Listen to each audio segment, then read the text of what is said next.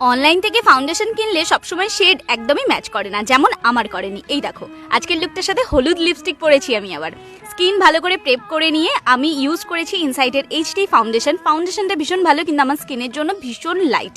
এবার হচ্ছে গিয়ে লাইট ফাউন্ডেশন ইউজ করলে অনেক সময় গ্রে হয়ে যায়, তাই চেষ্টা করবে সেই ফাউন্ডেশন ইউজ করার পর কনসিলারের কালারটা একটু ডার্ক নেওয়ার।